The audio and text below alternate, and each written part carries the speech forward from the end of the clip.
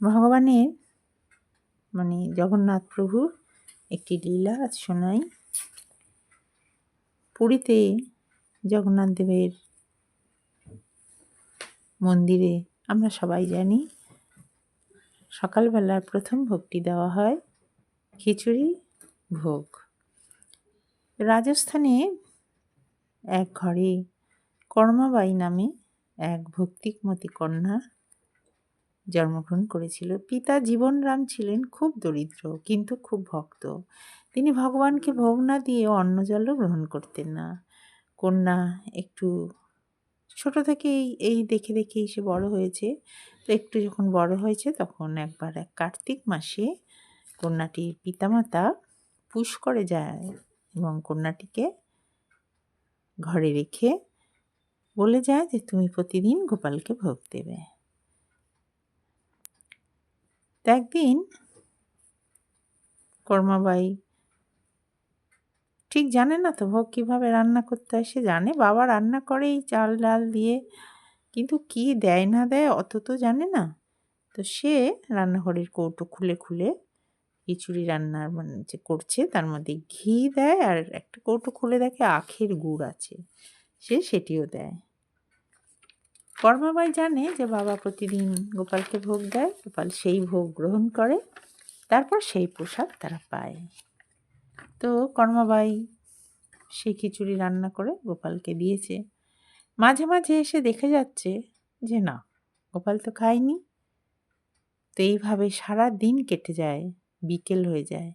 তখন কর্মার নিজেরও খুব খিদে পেয়ে যায়। সে এসে বলে, প্রভু বাবা যখন দেয় প্রতিদিন তো তুমি খাও, আজকে কেন খাচ্ছ না? আমি না হয় বাবার মতো অত ভালো রান্না করতে পারিনি, তা বলে তুমি খাবেই না?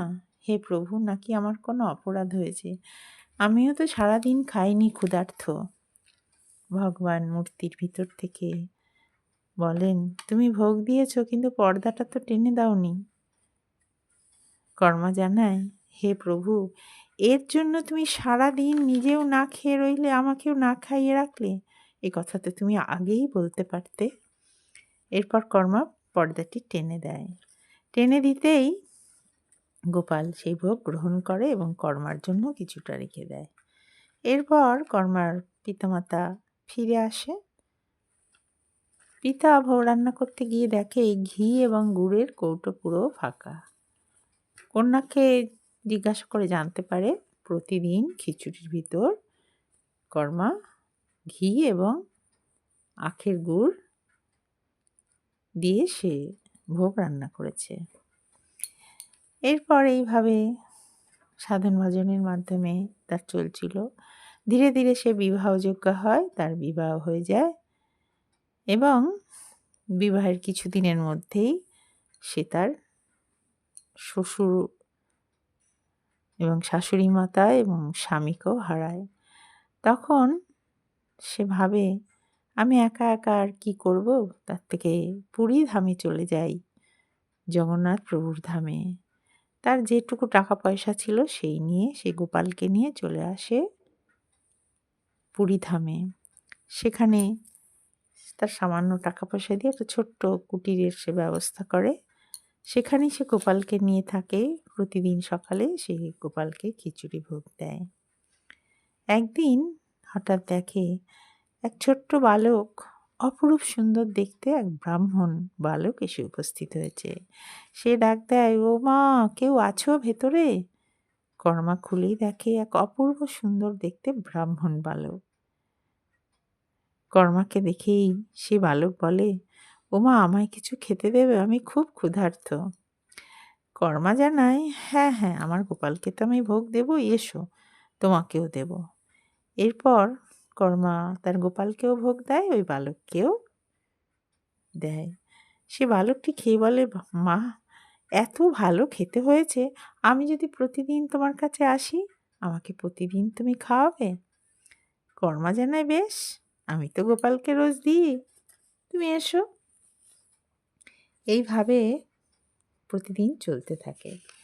একদিন কর্মার বাড়িতে এক সাধু এসে উপস্থিত হয়। সাধু এই দৃশ্য দেখে অত্যন্ত ক্ষুব্ধ হন। তিনি ক্রুদ্ধ হয়ে কর্মাকে বলে, এ কি আচরণ মা তোমার? সকালবেলায় বাসি জামা কাপড় না পরিবর্তন করে, শুদ্ধ কাপড় না পরে এইভাবে গোপালকে ভোগ দাও তুমি, এটা ঠিক না। কর্মা খুব লজ্জিত হয়। সে পরদিন জামা কাপড় ছেড়ে, জামা কাপড় ধুয়ে, ধোয়া জামা কাপড় পরে ভোগ রান্না করে। তার ফলে তার একটু দেরি হয়। এদিকে সেই বালকরূপী জগন্নাথ যে প্রতিদিন কর্মার কাছে এসে ভোগ খায়, সেই বালক ভাবে যে এত দেরি হচ্ছে আজকে, মন্দিরে তো ফিরে যেতে দেরি হবে, পান্ডারা তো এসে মন্দির খুলে ফেলবে। তো সেদিন সে খিচুড়ি ভোগ গ্রহণ করেই ছুটে চলে যায় মুখ না ধুয়ে। এবার পান্ডারা মন্দিরের দরজা খুলে দেখেন প্রভুর হাতে আর মুখে খিচুড়ি লাগা। তারা পূজারী অবাক হয়ে যায়। সে বলে, হে প্রভু, এ তোমার কি লীলা? তোমার মুখে এভাবে খিচুড়ি, হাতে খিচুড়ি, এ কি করে হলো? রাত্রেবেলায় স্বপ্নে জগন্নাথ প্রভু আদেশ দেন, আমার এক মা আছে, সে মা প্রতিদিন সকালে আমাকে খিচুড়ি ভোগ দেয়, আর তার এত অপূর্ব স্বাদ, আমি প্রতিদিন সেখানে গিয়ে খিচুড়ি প্রসাদ সেবা করি। কিন্তু আজকে এক সাধুর নির্দেশে মা জামা কাপড় ছেড়ে রান্না করতে গিয়ে অনেক দেরি হয়ে যায়। তোমরা ওই সাধুর একটু খোঁজ করে তাকে বলে দিও, এরম বুদ্ধি যেন সে না দেয়। পান্ডারা কর্মাকেও খুঁজে বার করে এবং সেই সাধুকেও খুঁজে বার করে। সাধুকে কথা জানাতেই সাধু কান্নায় ভেঙে পড়ে যে আমি সারা জীবন ধরে এত সাধন ভজন করলাম, আমি কোনো দিন জগন্নাথকে পেলাম না, আর এই মা কোনো কিছু না করে বাসি জামা কাপড়ে ভোগ নিবেদন করেই সে জগন্নাথকে পেয়ে গেল। সে কর্মাকে জানায় যে মা, তুমি যেমনভাবে দিতে তেমনভাবেই দিও, আমার কথা শোনার তোমার দরকার নেই। এইভাবেই চলতে থাকে। একসময় কর্মা বৃদ্ধ হয়, তার মৃত্যু হয়। যেদিন মৃত্যু হয় সেদিন জগন্নাথ প্রভুর আমরা সবাই জানি 56 ভোগ হয়। সেদিন জগন্নাথ প্রভু সারাদিন ধরে চোখ দিয়ে শুধু জল পড়তে থাকে। পান্ডারা অবাক হয়ে যায় যে হে প্রভু, তোমার চোখ দিয়ে কেন এইভাবে সারাদিন ধরে জল পড়ছে? এই কথা রটে যায় সারা পুরীধামে। রাজার কানেও সেও খবর পৌঁছায়। রাজা ছুটে আসেন, তিনিও এসে জগন্নাথ প্রভুর চরণে লুটিয়ে পড়েন, হে প্রভু, তোমার কি অপরাধ হয়েছে তোমার চরণে? সারাদিন ধরে তোমার চোখ দিয়ে এভাবে কেন জল পড়ছে? রাজাকে জগন্নাথ প্রভু স্বপ্নে আদেশ দেন, স্বপ্নে দেখা দিয়ে জানান যে আমার মা আজ চলে গেছেন আমায় ছেড়ে। তো যেই ছেলের মা চলে যায় সেদিন কি আর সে কোনো খাদ্য গ্রহণ করতে পারে? তাই আমার আজ সারাদিন কোনো খাদ্য গ্রহণ করিনি। রাজা সেদিনই ঘোষণা করেন, আজ থেকে প্রতিদিন জগন্নাথ প্রভুকে প্রথম ভোগটি দেওয়া হবে খিচুড়ি ভোগ, এবং যেই ভোগের মধ্যে থাকবে ঘি এবং আখের গুড়। সেই থেকে আজ পর্যন্ত প্রতিদিন জগন্নাথ প্রভুর প্রথম ভোগটি দেওয়া হয় সকালের বাল্যভোগ খিচুড়ি ভোগ।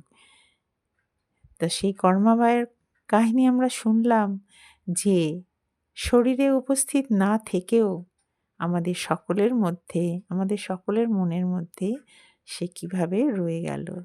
হরে কৃষ্ণ, জয় রাধে।